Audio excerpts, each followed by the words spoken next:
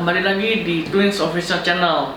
Masih dengan konten politik, wawasan dan gagasannya bersama dengan Bro Kevin dan Pak Stephen Yong. Masih bersama dengan saya. Halo. Nah, kembali bertemu lagi ya. Iya, betul. Video yang ke berapa ini ya? Sekian lah ya. Ya, segitu lah ya. Bajunya sama. Jadi kita memang twins. Oh iya.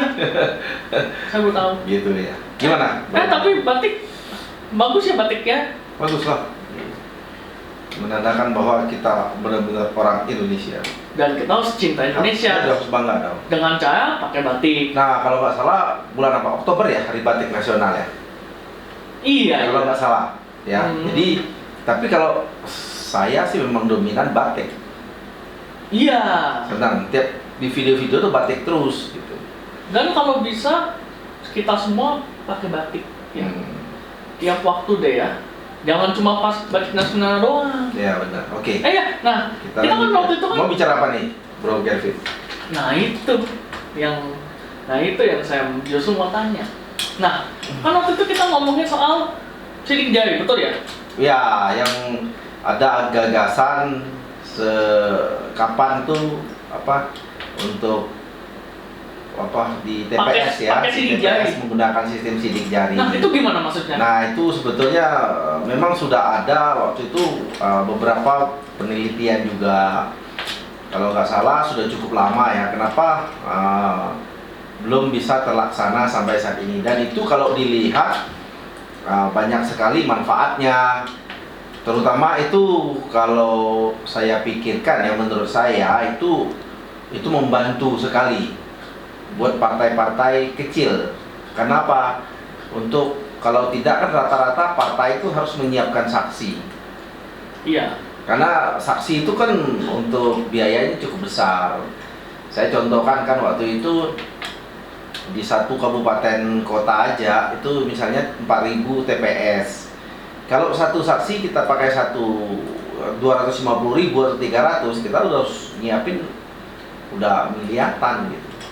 Oh. Jadi untuk partai kecil kan di samping mereka setelah lolos belum lama kan verifikasi KPU kan itu harus nyiapin banyak kan untuk kantor DPC, kantor DPD gitu kan, luar biasa untuk biayanya besar. Dan kita berharap dengan sistem sidik jari, karena kan sidik jari itu termasuk itu salah satu identitas tunggal sebetulnya.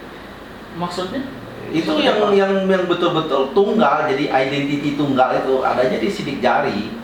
Iya kan, kalau misalnya kita bikin paspor. Iya, bikin paspor, kamu bikin SIM coba. Apa sih pakai sidik jari? Nah, maksudnya kenapa untuk seperti pilkada, pileg, pilpres tidak dipakai? Iya, ya kan? Ini mungkin saran nih buat teman-teman yang KPU ya, yang mempunyai regulasi untuk bisa membuat aturan mungkin kedepannya pakai sidik jari, ya kan? Iya betul. Kita menghindari adanya tuduhan-tuduhan juga tidak netral, sehingga dengan sidik jari kan semua memang benar-benar yang datang yang nyoblos, ya dong. Nah, jadi iya betul. Nah, ini bisa juga nggak sih ngebantu petugas TPS untuk verifikasi nih berapa pemilih yang sebenarnya, karena kan seringkali ketemu pemilih ganda, KTP ganda, nah itu. Nah itu kadang kalau mungkin kalau kan nanti kita akan dapat suara, ya. bukan suara, dapat kertas surat suara. Ya betul. Nah, setelah surat suara yang kita dapatkan, kita coblos. Kalau dulu kan kita harus celupin di tinta. Iya betul. Setelah selesainya. Coba kita bayangkan kalau misalnya ada yang nakal, oknum yang nakal, siapa aja bisa dong dia mencoblos suara yang itu dong, yang tidak terpakai. Atau kenapa dari setiap TPS itu pasti ada yang tidak datang. Iya betul. Kita tidak tahu mereka berhalangannya apa, atau ya mereka sakit atau memang golput. Nah itu suara itu kan kertas suaranya mesti dimusnahkan. Iya betul. Nah itu kan bisa dipakai orang-orang yang tidak bertanggung jawab gitu. Nah bedanya sama e-voting apa? Kan kalau sidik jari itu kan cuma sekedar penanda ya, betul ya? Ya. Kalau e-voting sendiri e-voting kan dia berbeda ya. Berbeda sistem ya. Berbeda sistem kalau e-voting. Nah ini maksudnya tuh kita bicara tentang keabsahan pemilih Iya. dengan betul-betul yang milih itu yang berhak. Data real bukan sih? Data real. Jadi contoh kalau Bro Kevin ke TPS, Iya. Bro Kevin kan nicknya udah ada Iya betul. atas nama Bro Kevin. Bro Kevin dapat surat suara. Iya. Setelah selesai surat suara Bro Kevin, masukkan kembali ke tempat apa? Kotak suara. Kotak suara. Iya. Bro Kevin tap sidik jari. Iya. Nah, berarti kan bener-bener itu yang surat suara Bro Kevin itu dipakai sama Bro Kevin. Nah, Iya, kalau kita berpikir begini, kalau seandainya ada yang curang, kalau kita tidak pakai yang seperti apa sidik jari, kan siapapun bisa pakai kertas suara Bro Kevin. Ini kita ngomong tanda tangan, kita ngomong yang nakal ya, yang oknum lah, oknum. Iya. Ada yang seperti itu. Saya pernah dibantu di TPS. Saya pernah ikut pileg. Jadi saya tahu, saya kasih contoh. 2019 saya pernah ikut kontestasi di pileg. Di satu daerah saya mendapatkan suara itu cukup banyak. Setelah rekapitulasi, suara saya hilang. Bisa hilang. Bisa hilang, apa ya? bisa hilang. Kita nggak ngerti gitu seperti apa. Justru aku bilang begitu. Kalau ini mungkin begitu kita sistem sidik jari di KPU punya kewajiban, misalnya ini semua di-link ke semua partai yang ikut kontestasi. Jadi siapapun kan bisa terbaca. Oh si A, bisa dia pilih partai A, pilih nama calegnya siapa. Nanti akan nge-link ke sana. Oh iya, ini. Jadi mereka bisa buka, bisa kelihatan gitu. Nah, Si A pilih A, si B mungkin pilih C, kan nggak ada masalah. Itu kan punya hak, tapi yang penting benar-benar terdetek semua orang yang memilih dan orang itu yang berhak karena dia make hak dia. Kan ada kadang-kadang yang kita ngomong tadi kan ada oknum yang nakal, dia pakai ya saya pernah melihat lah gitu maksudnya. Pernah melihat masuk orang yang tidak berhak, dia datang, dia milih tapi bukan dia gitu. Ada yang seperti itu, masih berjalan.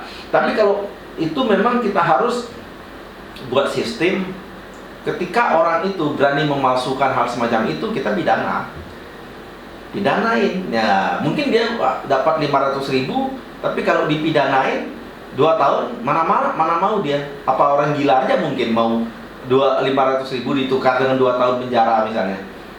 Nah kemungkinan dengan begitu semua benar-benar pemilu kita ini nanti hasilnya benar-benar yang kita harapkan, yang jujur, yang transparan, semua bisa benar-benar nyata gitu. Nah itu yang kita harapkan. Ya tapi nggak bisa menutup kemungkinan juga dong sidik jari ini ada salah. Kalau Kesalahan misalnya sidik jari sih kemungkinan kalau kita analisa, saya pikir kemungkinan untuk salahnya kecil. Yang pertama rekapitulasinya kan semua terrekod, ada rekodnya. Jadi Ya. kalau Bro Kevin nih habis sidik jari masuk, saya habis sidik jari masuk, semua masuk. ke rekod. Dan nick kita dengan sidik jari kita itu betul-betul kan nyatu. Walaupun satu keluarga misalnya 5 orang anggota keluarga nih, Ya. tapi kan sidik jari beda-beda. Beda. Ya, tapi kan nicknya kan Beda juga. iya dong. Kalau saya nicknya beda. Nick Ya. saya misalnya satu. Kalau saya sidik jari ya yang nick saya itu masuknya ke saya. Sebetulnya itu bisa kok, pasti bisa. Nah Kalau iya. menurut saya, kenapa? Karena contoh nih. Contoh kalau kamu bikin yang kita bilang tadi, bikin paspor. Ya, bikin SIM. Bikin SIM itu pasti dong sidik jari. Pasti. Gitu. Nah itu mesti dipakai saya bilang. Kedepannya tuh jadi benar-benar akhirnya ya pihak KPU pun tidak selalu dicemooh, tidak fair lah, atau buktikan dengan cara seperti ini minimal. Atau ada yang kedepannya mungkin ada terobosan yang lebih baik, pakai Ya, karena nggak mungkin pemilu kita ini sudah cukup lama. Iya betul. Nah, Masih sama aja. Dulu ributnya masalah tinta lah, ini ada yang bisa dihapus, nggak ada yang. ya masalahnya gitu-gitu aja. Iya, Nah, seperti itu. nah aja. apakah sistem sidik jari ini mungkin aja ya berkaca dari pemilu 2019 yang kacaunya minta ampun, Ya, benar. petugasnya kan juga banyak yang meninggal. Iya, meninggal. Jadi ya istilahnya capek juga kan, apalagi kekuatan manusia kan beda sama kekuatan mesin istilahnya. Kan kita kan sekarang menggunakan bicara soal mesin ya, atau prototipe ya. Ini kan prototipenya ini kan apa ya? Menggunakan mesin lah istilahnya, komputer lah. Teknologi lah. Ya, Ya. teknologi betul-betul. Ya. Kan beda. Kekuatan manusia mungkin sama kekuatan komputer ya 5 kalinya kekuatan komputer jauh lebih cepat. Ya. Tapi ada salah? Ada, tentu aja kan ya.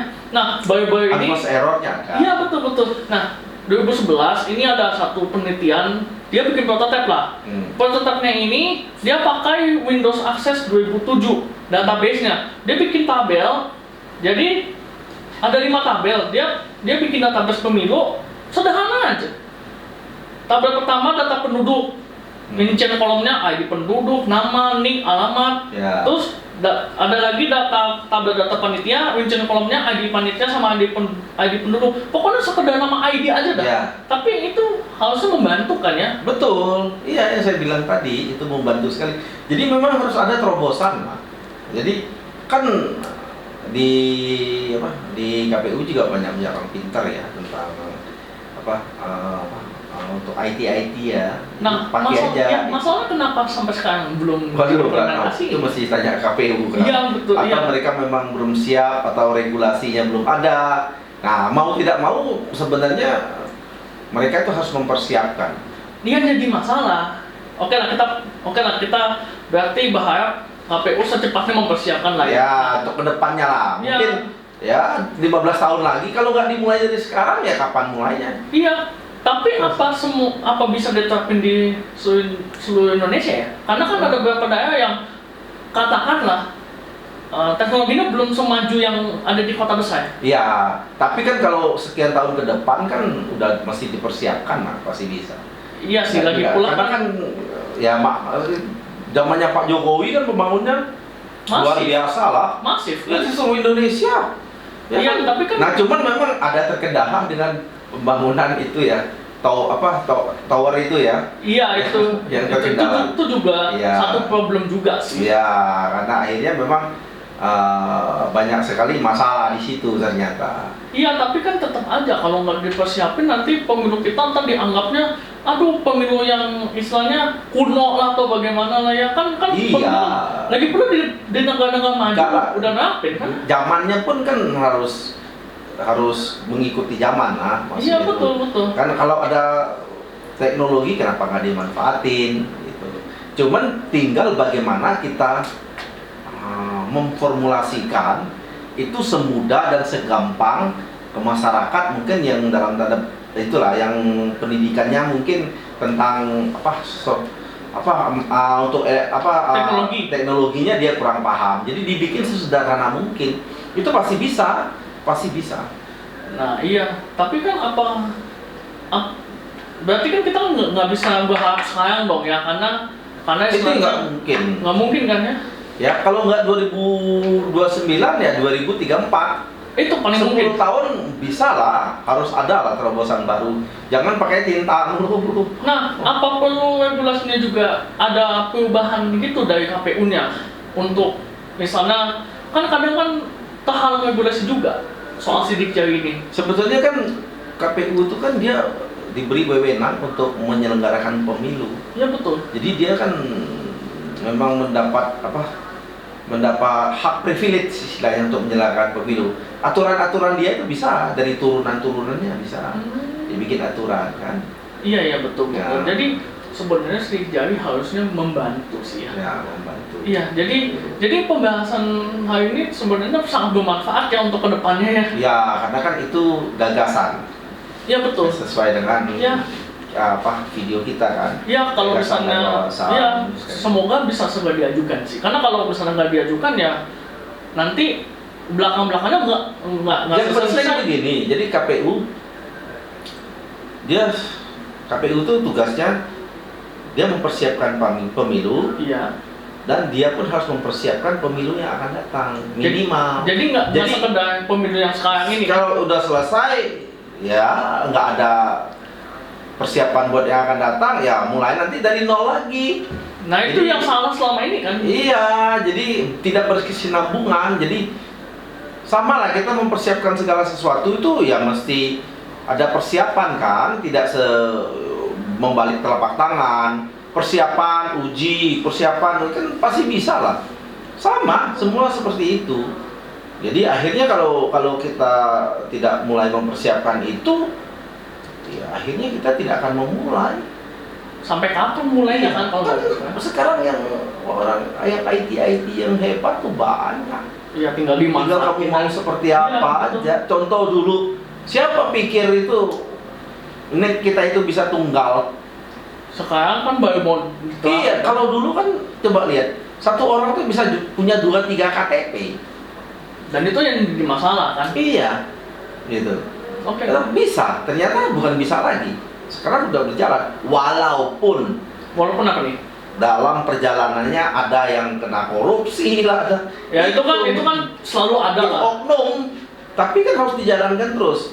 Kalau nggak jalan-jalan kan. Iya, zamannya apa? Mendagrinya apa? Gamawan Fauzi, apa?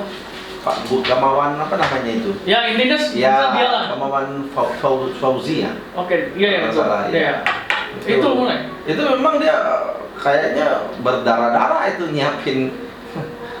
nyiapin semua perangkatnya untuk apa? Yang Nik ya? itu. Iya. Ya. Ya jadi intinya. Jadi kan kalau dia persiapan mungkin nggak sempurna ketika zamannya Pak Tito kan disempurnakan terus gitu kan. Nanti mungkin zamannya berikutnya lagi yang lebih Iya. muda lagi, lebih lagi misalnya. Iya, ada rencananya kan KTP elektronik kita dulu kan, tapi sampai sekarang masih perlu Penyesuaian. penyesuaian. Sebetulnya itulah kita berharap kedepannya pun ada terobosan-terobosan. Ya, Jangan kita stuck di situ stuck ya. ya begitu. Gitu. Ya mungkin Pak Stefan bisa kasih 1-2 kata terakhir sebelum kita menutup pembahasan hari ini. Ya, jadi gini, untuk yang menyaksikan video ini, kita tetap percaya pemilu kita itu berintegritas, kita tetap percaya bahwa kita akan menghasilkan orang-orang yang kita pilih itu adalah orang-orang yang punya kapasitas untuk menduduki jabatan itu. Jangan golput, tetap datang ke TPS tanggal 14 Februari dan pilih menurut keyakinan kita siapa yang Layak harus, untuk. ya yang harus kita pilih. Oke, kalau thank begitu you. terima kasih ya Pak Stefan Diong atas Ya. pembahasannya. Sampai bertemu lagi ya di Twins Channel Official di konten politik, wawasan dan gagasan. Sampai jumpa. Bye.